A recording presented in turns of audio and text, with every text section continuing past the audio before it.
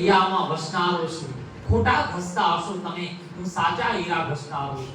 માનવતા વાવી અને દરેક હૈયામાં વસનારો છું, ખોટા ઘસતા હશો તમે, હું સાચા હીરા ઘસનારો છું. ભૂત, ભવિષ્ય અને વર્તમાનને જોનારો હું નિરીક્ષક છું. ગર્વ સાથે કહું છું આજે કે હા હું એક શિક્ષક છું. ગર્વ સાથે કહું છું આજે કે હા હું એક શિક્ષક છું. માનવતા વાવી અને દરેક હૈયામાં વસનારો છું, ખોટા ઘસતા હશો તમે, હું સાચા હીરા ઘસનારો છું. માસ્તરથી માના સ્તર સુધી વહેતી સરવાણી છું. માસ્તરથી માના સ્તર સુધી વહેતી સરવાણી છું. લક્ષ્મી, ભગત અને શિવાજી હું સરદારની સમકક્ષ છું. લક્ષ્મી, ભગત, શિવાજી અને સરદારની હું સમકક્ષ છું. હું શિક્ષક છું. ગર્વ સાથે કહું છું આજે કે હા હું એક શિક્ષક છું. ગર્વ સાથે કહું છું કે હું એક શિક્ષક છું. આપું છું એથી બમણું મળે એવી જાદુઈ પૂરી છે. આપું છું એથી બમણું મળે એવી જાદુઈ પૂરી છે. સમૃદ્ધિ ઘણી મારી પાસે, મારા વિદ્યાર્થીઓ જ મારી સાચી મૂડી છે. મારા વિદ્યાર્થીઓ જ મારી સાચી મૂડી છે. નથી ઊભો ક્યારે સરહદ પર, નથી ઊભો ક્યારે સરહદ પર, છતાં દેશનો રક્ષક છું. નથી ઊભો ક્યારે સરહદ પર, છતાં દેશનો રક્ષક છું. ગર્વ સાથે કહું છું આજે કે હા હું એક શિક્ષક છું. ગર્વ સાથે કહું છું કે હા હું એક શિક્ષક છું. છે ઉપવન ફૂલોનું વિશાળ અને હું એનો માળી છું. છે ઉપવન આ ફૂલોનું વિશાળ અને હું એનો માળી છું. કરું શિક્ષા, કરું ક્ષમા, કરું શિક્ષા, કરું ક્ષમા. સંસ્કારનો હું પરીક્ષક છું. સંસ્કારનો હું પરીક્ષક છું. ગર્વ સાથે કહું છું આજે કે હા હું એક શિક્ષક છું. ગર્વ સાથે કહું છું કે હા હું એક શિક્ષક છું. हजारों वर्षों થી કહેવાતું એક વાક્ય કે शिक्षक कभी साधारण नहीं होता, प्रलय और निर्माण उसकी गोद में पलते. આ વાક્ય જે વ્યક્તિએ કીધેલું એની આખે આખી ગાથા લઈને આજે આપની સમક્ષ આવ્યો છું કે એક શિક્ષક ધારે તો શું કરી શકે એનું જીવતું જાગતું ઉદાહરણ હજારો વર્ષોથી ભારત વર્ષમાં ગવાતું આવે તેનું નામ છે આચાર્ય ચાણક્ય. આજથી 2347 વર્ષ પહેલાની આ વાત છે. બરાબર 2347 વર્ષ પહેલાનું ભારત એટલે નાના નાના ટુકડાઓમાં વહેંચાયેલું ભારત 16 મહાજન પદમાં એ વખતનું ભારત વહેંચાયેલું. અને એ વખતે ભારત ઉપર આક્રમણ કરવા માટે અનેક આક્રમણખોરો આવતા અને એમાંથી એક ઇતિહાસમાં પ્રખ્યાત નામ તો તમે બધા જાણતા જ હશો, સિકંદર તરીકે ઇતિહાસ એને ઓળખે છે. એ સિકંદરે આ ટુકડાઓમાં વહેંચાયેલા ભારતને સારી રીતે એના ઉપર આક્રમણ કર્યું, એને લૂંટ્યું, પરંતુ એનું કમનસીબ અને ભારતનું સદનસીબ કે એનું મૃત્યુ થયું. એના પછી ભારત તરફ આવવાનો આ રસ્તો એક રીતે વિદેશીઓ માટે ખુલ્લો થઈ ગયો.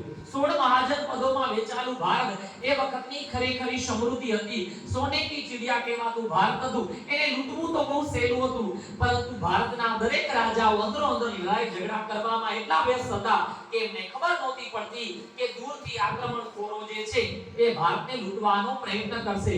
આખે આખું ભારત છે એક રીતે ઘોર નિંદ્રામાં સૂતેલું હતું. પરંતુ એક વ્યક્તિ એ વખતે એવો હતો કે જેને આ ભવિષ્યમાં ભારત ઉપર આવનારી મુશ્કેલીઓની ખબર હતી અને તક્ષશિલા વિદ્યાપીઠનો એક શિક્ષક જેનું નામ હતું આચાર્ય ચાણક્ય. આચાર્ય ચાણક્ય છે એનું કામ તો શાસ્ત્ર ભણાવવાનું હતું, પરંતુ એમનો મુખ્ય વિષય છે દેશભક્તિ હતી. અને એમને હતું કે આ 16 મહાજન પદોમાં વહેંચાયેલું ભારત જે ટુકડે ટુકડે વહેંચાયેલું છે એ ભારતને મારે કોઈ પણ રીતે એક કરવું છે અને ભારતને એક અખંડ રાષ્ટ્ર બનાવવું છે. અખંડ રાષ્ટ્રનું સ્વપ્ન જોનાર એક શિક્ષક હતા જેનું નામ હતું આચાર્ય ચાણક્ય. તક્ષશિલા વિદ્યાપીઠની અંદર ઘણા બધા શિક્ષકો કાર્ય કરે છે, પરંતુ દરેકને માત્ર ભણાવવાથી મહત્વ છે. એકમાત્ર આચાર્ય ચાણક્ય છે જેમને મતું ભારત કોઈ રીતે એક થવું જોઈએ. અને આના માટે એમણે નજર કરી કે આ 16 મહાજન જેટલા મહાજન પદ છે એમાં સૌથી મોટું મહાજન પદ એનું નામ હતું મગધ. અને મગધમાં એ વખતે નંદ વંશના રાજાઓ રાજ કરતા હતા. એટલે તક્ષશિલાથી ચાલી અને આચાર્ય ચાણક્ય દેશ માટે એ તક્ષશિલાથી નીકળે છે અને છેક મગધ, અત્યારનું જે બિહાર છે એ મગધ નામથી ઓળખાતું એ મગધ ખાતે આવે છે. અને મગધમાં એ વખતે નંદ વંશના રાજા, અને નંદ વંશ એટલે એ વખતનો ભારતનો સૌથી શક્તિશાળી વંશ. મગધ એ વખતનું ભારતનું સૌથી શક્તિશાળી રાજ્ય અને નંદ વંશનો રાજા ધનાનંદ. હવે ધનાનંદ છે એની પાસે રૂપ હતું, એની પાસે ગુણ હતા, એની પાસે પૈસો હતો, પદ હતું, અને આના કારણે અઢળક એવું અભિમાન હતું. આખો દિવસ એ મદિરા પાન કર્યા રાખે, સુંદરીઓના નાચગાન કર્યા રાખે, દેશમાં જે થાતું હોય એનાથી કાંઈ લેવા દેવા નહોતી. એને એટલું અભિમાન હતું કે મારા મગધને તો કોઈ હરાવી શકે એમ છે નહીં, બાકીના ભારતનું જે થવાનું હોય થાય. અને આવા નંદ વંશના રાજા ધનાનંદના દરબારમાં આચાર્ય ચાણક્ય આવી પહોંચે છે. સૌથી પહેલા તો આચાર્ય ચાણક્યનો એ આખો વેશ જોઈ, સાધારણ વેશ જોઈ અને સૈનિકો એને બહાર કાઢવાનો પ્રયત્ન કરે છે. આચાર્ય ચાણક્યના ચહેરા ઉપર એક તેજ હતું, એ તેજને રોકી ન શક્યા અને આચાર્ય ચાણક્ય છે દરબારમાં આવે છે. એ મગધનો નંદ વંશનો ધનાનંદ રાજા છે, પોતાના આસન ઉપર બેઠેલો છે. ચારે બાજુ સુંદરીઓ નાચગાન કરી રહી છે, કોઈ સુંદરીઓ એને મદિરા પાન કરાવી રહી છે. અને આવા વખતે સાધારણ એવો શિક્ષક એના દરબારમાં આવે છે અને કહે છે, હે નંદ વંશના રાજા ધનાનંદ, તું જાગી જા. આ જેવું કીધું એ ભેગુજોના અભિમાન ઉપર કારવો ઘા થયો. નંદ વંશનો ધનાનંદ રાજા કે જેને આજ સુધી એના સેનાપતિ, એના પ્રધાનમંત્રીએ પણ સલાહ આપતા ડરતા, એને એક સાધારણ એવો લાગતો શિક્ષક આવી અને સલાહ આપે તો ના અભિમાનને કેટલી ઘાત પહોંચે. એ કહે છે કે એ શિક્ષક, એ સાધારણ એવા લાગતા બ્રાહ્મણ, તને ભાન છે તું કોની સામે બોલો છો? આ તો તું એક બ્રાહ્મણ છો, બાકી આવું બોલનારનું તો મસ્તક છે એ શરીર ઉપર રેડી એક ભેગું એનું મસ્તક હું નીચે ફગાવી દઉં. શું કામ તું અહીંયા આવ્યો છો? તારે કાંઈ ભીખ જોતી હોય તો હું તને ભીખ આપી દઉં. તારું જે પાસે કદાચ જ્ઞાન હશે તો જ્ઞાન વેચી દે, મારા અહીંયા દરબારમાં વેચવા માંડ તારું જ્ઞાન. તું માગીશ એટલે હું તને કિંમત આપવા તૈયાર થઈશ. આચાર્ય ચાણક્ય છે એ જ્ઞાનના પ્રકાંડ પંડિત હતા. એને કીધું, એ મૂર્ખ રાજા, તું મારા જ્ઞાનને ધનથી તોલવાનો પ્રયત્ન કરો છો? તને ખબર નથી હું આચાર્ય ચાણક્ય છું? તારું આ કદાચ ધન છે ને તો નાશ પણ થઈ જાય. મારી પાસે જે જ્ઞાન છે એ યુગો સુધી ટકી શકે એમ છે. અને હું આજે અહીં આવ્યો છું એ મારા સ્વાર્થ માટે નથી આવ્યો, હું અખંડ ભારતના નિર્માણ માટે આવ્યો છું. તમારી પાસે હું પ્રાર્થના કરું છું, તમારી પાસે હું મદદ માંગવા માટે આવ્યો છું કે ભારત 16 ટુકડાઓમાં વહેંચાયેલું છે, 16 મહાજન પદોમાં વહેંચાયેલું છે.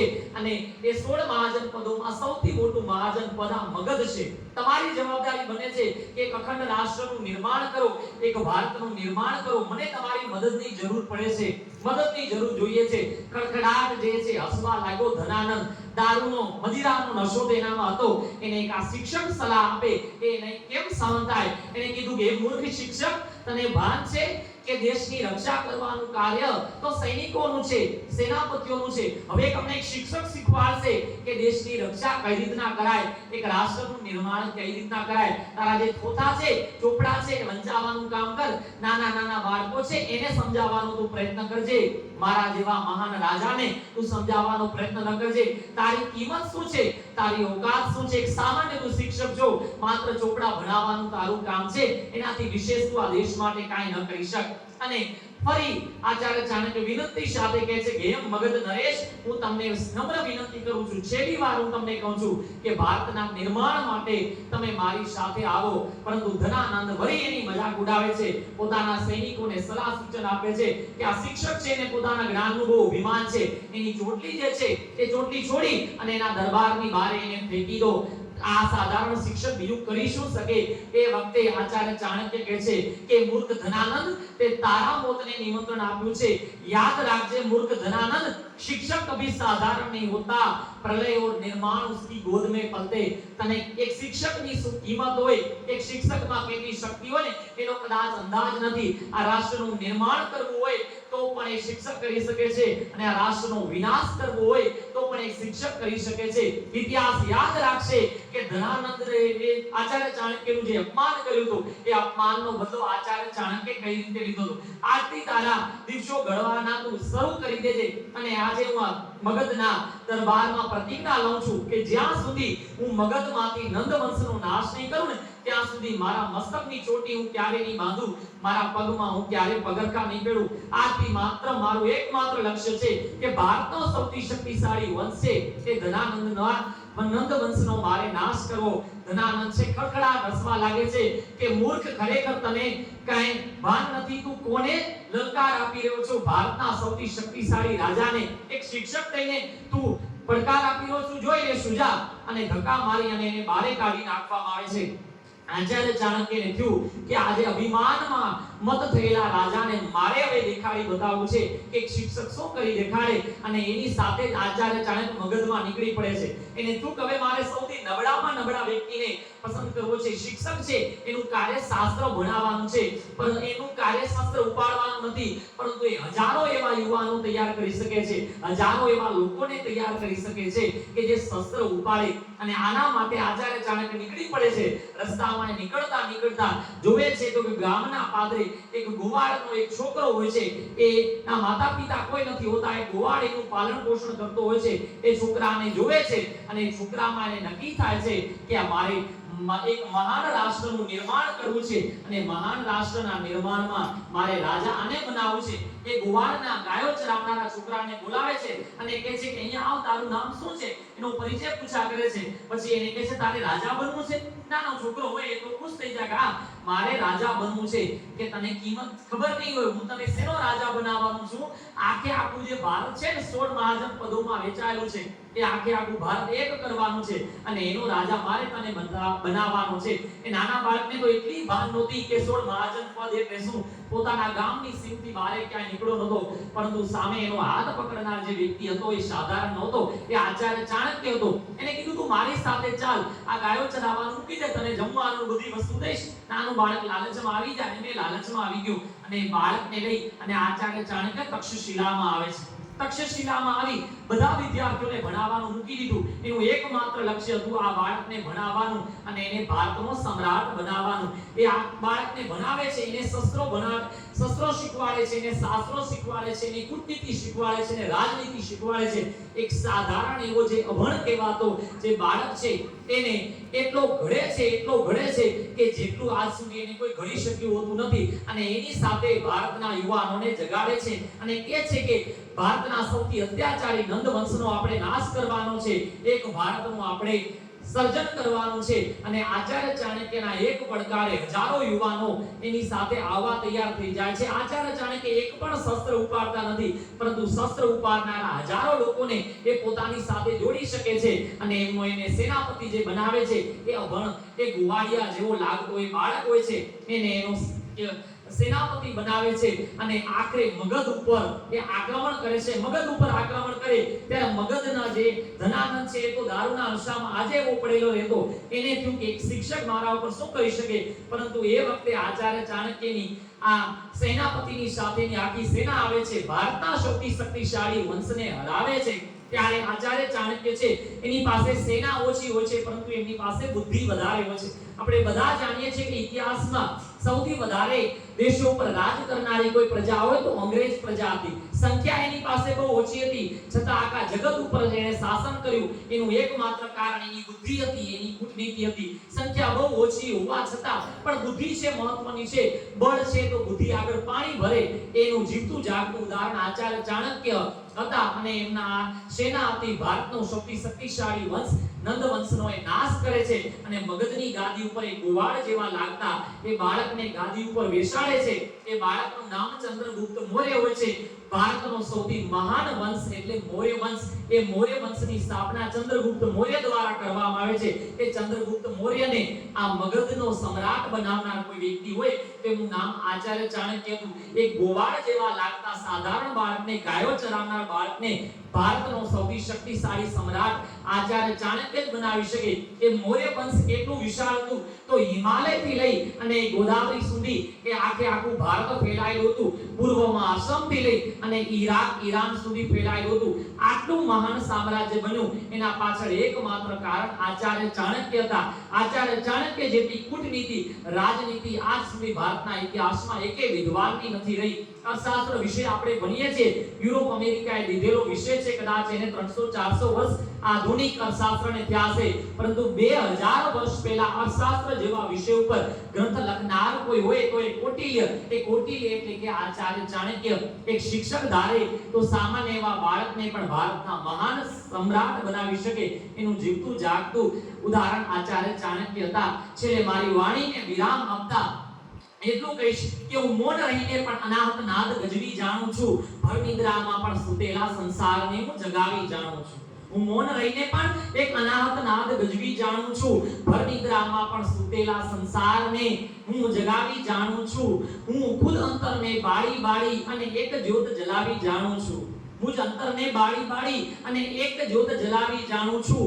ખુદ બરબાદ થતા પણ બીજાને આબાદ બનાવી જાણું છું. ખુદ બરબાદ થતા થતા પણ બીજાને આબાદ બનાવી જાણું છું. હું શિક્ષક છું, હું સર્જક છું. હોય ભલે ને ઘનઘોર વાદળ તોય આશાનું કિરણ ફેલાવી જાણું છું. કોઈ ભલે ને ઘનઘોર વાદળ તોય આશાનું કિરણ ફેલાવી જાણું છું. હું શિક્ષક છું, હું સર્જક છું. હું આમ તો છું મહારાજા, હું આમ તો છું રાજા, પણ મારા નિર્દોષ નિખાલસ બાળદેવોના પ્રેમનો ભિક્ષુક છું. મારા નિર્દોષ અને નિખાલસ બાળદેવોના પ્રેમનો ભિક્ષુક છું. પ્રાચીન સમયમાં શિક્ષકને માસ્ટર કહેવામાં આવતું. માના સ્તર સુધી જઈને જે ભણાવી શકે તેને કહેવાય માસ્ટર. જગતના જેટલા મહાન પાત્રો છે એ બધા મહાન પાત્રોની ભૂમિકા ભજવવાનું કોઈ એક વ્યક્તિ સંભાળતું હોય ને તો એ એક માત્ર શિક્ષક છે. શિક્ષકનું કાર્ય એક મા તરીકેનું છે, પોતાના બાળકને પ્રેમ આપવાનું. એક બાપ તરીકેનું છે, પોતાના બાળકને કઠોર અને કડક બનાવવાનું. એક મોટા ભાઈ તરીકેનું કાર્ય છે, એ બાળકની રક્ષા કરવાનું. અને એક મિત્ર બની અને બાળકની પીડા અને તકલીફને સમજવાનું છે. શિક્ષકનું કાર્ય કોઈ સામાન્ય નથી. એક ઘરમાં બે બાળકો હોય ને તો એ મા બાપને સંભાળતા નવે નેજા આવી જાય છે. અનેક બાળકો, અનેક વિવિધતાઓ, ખામીઓ વચ્ચેના બાળકોને સંભાળવાનું કાર્ય એકમાત્ર શિક્ષક કરે છે. જગતમાં માં, બાપ એના પછીનું ત્રીજું એવું પાત્ર છે નિસ્વાર્થ ભાવથી એવું ઈચ્છતું હોય કે મારું બાળક આગળ વધે. ક્યારેક તમારા ઉપર એક કડક પણ વલણ અપનાવતા હશે, પરંતુ એમાં એનો કાંઈ અસ્વાર્થ નહીં હોય. તમે જીવનમાં ગમે તે સફળતા પ્રાપ્ત કરશો, અહીંયાના કોઈ શિક્ષકને તમે ક્યારેય એ કાંઈ સફળતા તમારી આપી દેવાના નથી, છતાં નિસ્વાર્થ ભાવે તમારા માટે કાર્ય કરનારું એ પાત્ર હોય તો એ શિક્ષક છે. છેલ્લે આજે શિક્ષક દિવસના દિવસે પરમેશ્વર પરમ કૃપાળુ મારા આરાધ્ય રામને હું એટલી પ્રાર્થના કરું છું કે હું મારા શિક્ષકોને, હું મારા બાળકોને સમજાવવાનું કોઈ ઉદ્દેશ્ય મારો નથી. હું માત્ર મારા બાળકોને સમજી શકું એટલી શક્તિ જે પરમેશ્વર મને આપ, તો એ જ આ શિક્ષક દિવસની મારું વચન છે. અસ્તુ. જય હિન્દ, જય ભારત.